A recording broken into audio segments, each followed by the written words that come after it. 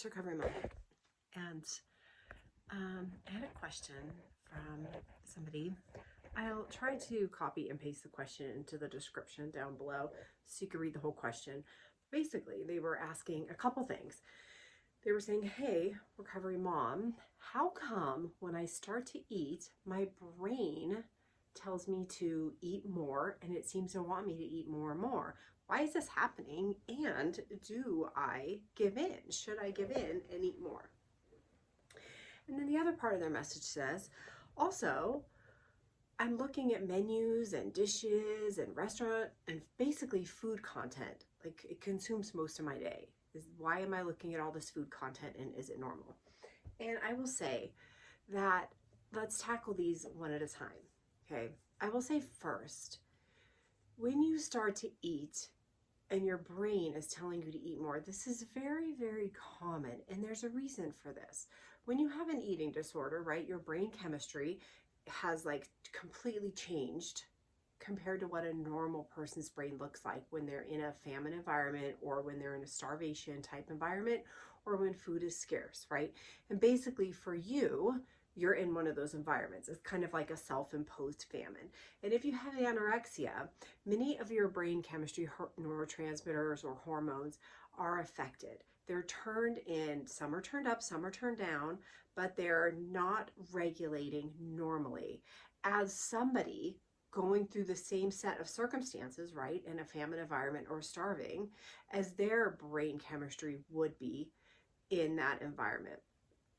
But you have something called ghrelin, and your ghrelin stays the same as a normal person's ghrelin would in a famine environment when they were starving, when they were malnourished, right?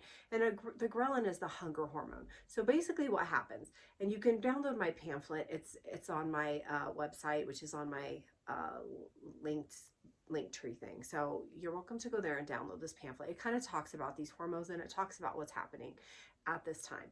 So what's happening is you have these neurotransmitters and hormones, and they're making you move too much. They're making you hallucinate fat stores. They're also making you stay away from high calorie, high fat, highly palatable foods. You have hormones and neurotransmitters actually kind of keeping you away from those foods. That's why we end up with all of these fear foods.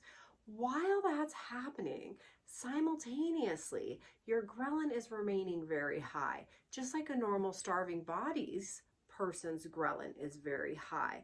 And so what that means is you have this like background of hunger all the time. So what happens is you start to eat a little bit, okay? And then your body and brain and ghrelin takes over, and your ghrelin is like, ask for more food, ask for more food, ask for more food. There's food in the environment, there's food in the environment, send signals, and it starts to send all of these signals trying to get you to feed and react appropriately, right? Because a normal starving body, when they are around food, they would eat all of the food, okay? And you're just not doing that because you have an eating disorder and you're fighting against all of these other hormones and neurotransmitters that are trying to get you not to feed, okay? So that's what's happening. You're putting some food in your mouth and it's setting off this hormone ghrelin, and it's coming in there in a big flood telling you to eat more, to feed, because that is what a normal starving person would do, okay? So it just makes sense. And this is also why 90% of us, 99% of us, 99.9% of us feel as though we're going to get binge eating disorder.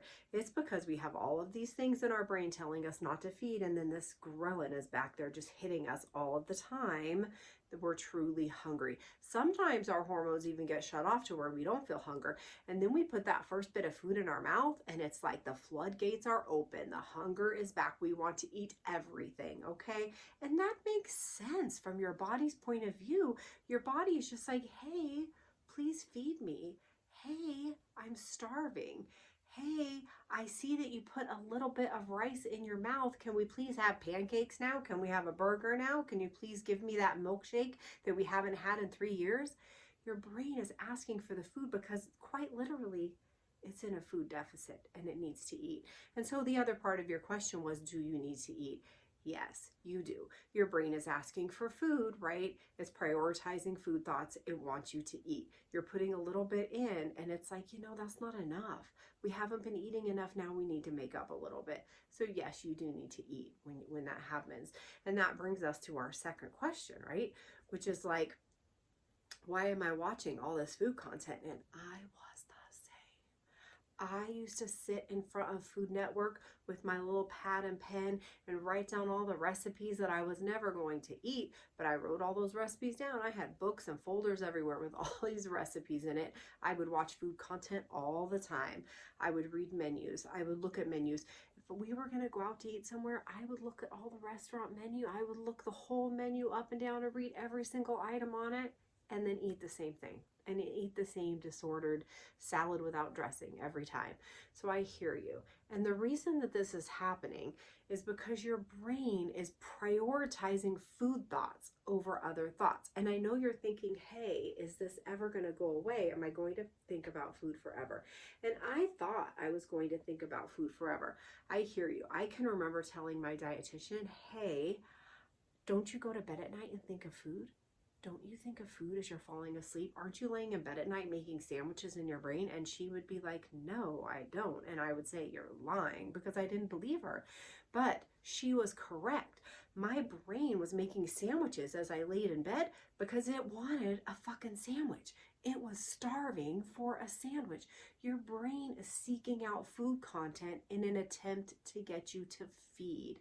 It's sending out food content information because it wants you to feed and eat. You are in a malnourished body and it needs food. So it just makes sense.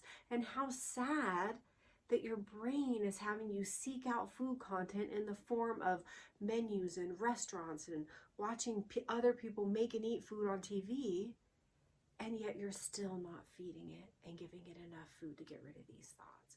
So use that as like, I don't know, an alarm bell, a wake-up call, something. It's begging you. It's quite literally begging you. And it's like, I'm sending physical hunger cues. It's not answering. I'm sending mental hunger. Ooh, it's not answering. I'm making it look at recipe menus and it's still not answering me. It's trying. Your body is quite literally trying every way it knows how to get you to feed, to get you to get out of this malnourished state. And so your job in recovery is to try to find ways around it. Quite simply, every time you think of food, every time you look at a menu, you should eat. And you know what? The other day, it was the day before Thanksgiving or something, and I think this was my husband's attempt to get me to maybe make some food because I just don't cook anymore. But he kind of turned on the Food Network for a second, and I was just like, that's the last thing I want to watch on TV. Quite literally, I do not want to watch the Food Network channel anymore. And it's because I'm nourished and I'm fed.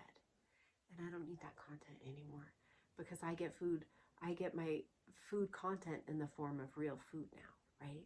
I feed when I'm hungry, and then I don't think of food when I'm full. And that will happen for you too. It will. I know it seems impossible that will happen. So I hope that answered your question. Okay. Your brain is asking you to eat more. Your brain is begging you to feed it some more food. And so it's your job in recovery to try to figure out a way to make that happen. Okay. I hope that helps a little bit.